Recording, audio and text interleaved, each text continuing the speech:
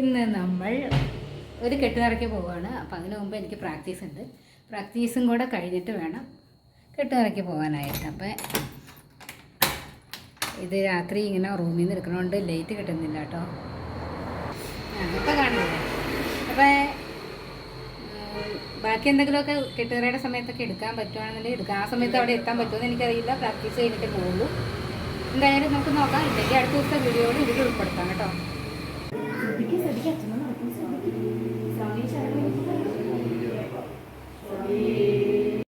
അങ്ങനെ തിരുവാതിര പ്രാക്ടീസ് എല്ലാം വേഗം തീർത്ത് ഒറ്റ റൗണ്ട് മാത്രം കളിച്ചുകൊണ്ട് ഞാൻ നേരെ ഓടിയോടെ പോയി കെട്ടുനിറയിൽ പങ്കെടുത്ത് ഞാൻ വാങ്ങിച്ചു വെച്ചിരുന്നൊരു പട്ടും എള്ളൊക്കെ ഉണ്ടായിരുന്നു. അതെല്ലാം അവിടെ ഏൽപ്പിച്ചു ശബരിമലയ്ക്ക് അയ്യപ്പസ്വാമിക്ക് എത്തിക്കാൻ.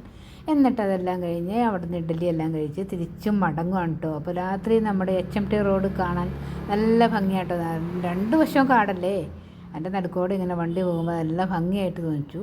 അപ്പോൾ അതുകൊണ്ട് ഞാൻ വീണ്ടും പല പ്രാവശ്യം എടുത്ത വീഡിയോ ആണ് ഈ വഴിയുടെ എങ്കിലും എടുക്കാൻ തോന്നുകയാണ് നമുക്ക് ഈ വഴി പോകുമ്പോൾ. അങ്ങനെ ഞങ്ങൾ പോകുന്ന വഴി ഒരു ഐസ്ക്രീം എല്ലാം വാങ്ങിച്ചിട്ടാണ് കേട്ടോ പോയത്. മിൽമയിൽ കയറിയിട്ട്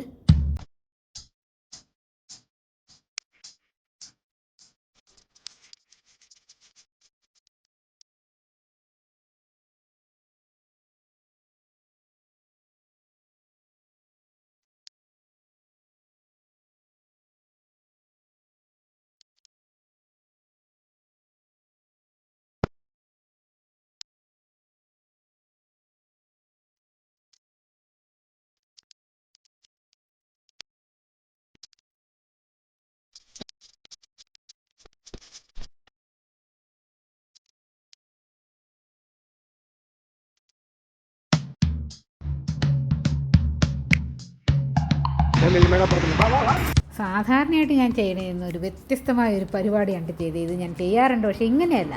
അപ്പോൾ ഇന്നിപ്പോൾ ചെയ്ത രീതി എന്താണെന്ന് വെച്ച് കഴിഞ്ഞാൽ കുറച്ച് അരി എടുത്തിട്ട് അതിലേക്ക് ഉപ്പ് വരട്ടി, എന്നിട്ട് ഞാൻ എന്ത് ചെയ്തു എന്നറിയോ, വെറും ഹോട്ടൽ വറക്കേണ്ടതിന് പകരം നല്ല ഉപ്പിട്ട് അതിൽ തന്നെ അങ്ങോട്ട് ഈ അരിയെ വറുത്തെടുത്തു. അപ്പോൾ നമ്മുടെ പൊരി പോലെ ആയി കിട്ടും എന്നൊക്കെ കേട്ടിട്ട് ഞാൻ പരീക്ഷണം നടത്തിയതാണ്. പക്ഷേ എൻ്റെ പൊരി പോലെയൊന്നും ആയില്ല. നമ്മൾ സാധാരണ എന്താ പറയുക, അരി ഉണ്ടയൊക്കെ ഉണ്ടാക്കില്ലേ, അതിന് വറക്കുന്ന അരി വറുത്ത പോലെ തന്നെയാണ് ഇതായി കിട്ടിയത്. എന്നാൽ ശരി, അരി ഉണ്ടയാക്കി കളയാമെന്ന് വിചാരിച്ചു. അങ്ങനെ വറുത്ത് വെച്ച അരിയിൽ ഇച്ചിരി അരിയും കൂടെ വീണ്ടും വറുത്ത് നോക്കി, എവിടെ രക്ഷയില്ല. അപ്പോൾ എല്ലാം കൂടെ ചേർത്തിട്ട് അങ്ങോട്ട് അരി ഉണ്ടയാക്കി കേട്ടോ. പക്ഷേ എന്താ സംഭവിച്ചതെന്നറിയോ, കാണിച്ചു തരാം കേട്ടോ എന്താ സംഭവിച്ചെന്നുള്ളത്. അപ്പോൾ നമ്മുടെ ഈ അരിയും കൂടെ അങ്ങോട്ട് വറുത്തെടുത്തിട്ട് വരട്ടെ, എന്നിട്ട് നമുക്ക് ഈ അരി കൊണ്ട് റെഡിയാക്കാൻ തുടങ്ങാനാണ്.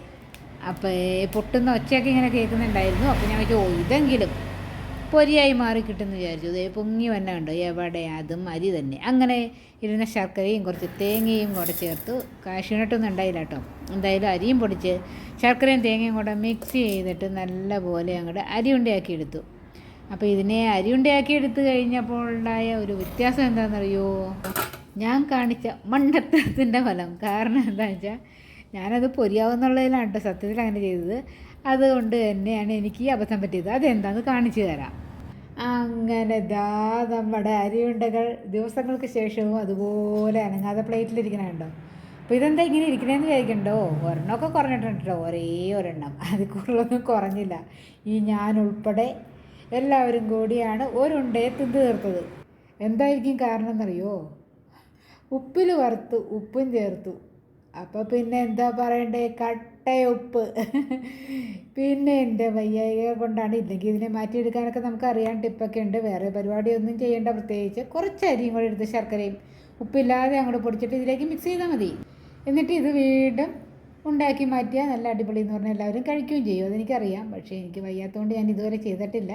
അപ്പോൾ ഇത് കേടായിട്ടൊന്നുമില്ല. കാരണം നമ്മൾ ശർക്കരയൊക്കെ ചേർത്തിട്ടുണ്ടെങ്കിലും അരി വറുത്ത് പൊടിച്ചുകൊണ്ട് തന്നെ കേടായിട്ടില്ല. പിന്നെ നമ്മുടെ ഉപ്പ് കൂടുതലുണ്ടല്ലോ. പറ്റുവാണെങ്കിൽ അപ്പോൾ ഇവനെ ഒന്ന് മാറ്റി ഞാൻ എടുക്കണമെന്ന് ഇങ്ങനെ ആലോചിച്ച് വെച്ചുകൊണ്ടിരിക്കുകയാണ്. എന്തായാലും ശ്രമിച്ച് നോക്കട്ടെ. വയ്യായികൾ മാറിയാൽ ചെയ്താൽ ഉറപ്പായിട്ട് ഇത് വിജയിക്കും. അപ്പോൾ ഇങ്ങനെയൊക്കെ പറ്റിക്കഴിഞ്ഞാൽ ഇതേപോലെ ചെയ്താൽ മതി കേട്ടോ. കുറച്ചും കൂടെ ഒന്ന് അരിയൊക്കെ വറുത്ത് പൊടിക്കുക, ശർക്കരയും ചേർക്കുക, വീണ്ടും ഇവനെയും കൂടെ അങ്ങോട്ട് പൊടിച്ച് അതിലേക്ക് ചേർത്തിട്ട് അരി ഉണ്ടകളാക്കി മാറ്റുക. അത്രയേ ഉള്ളൂ കാര്യം.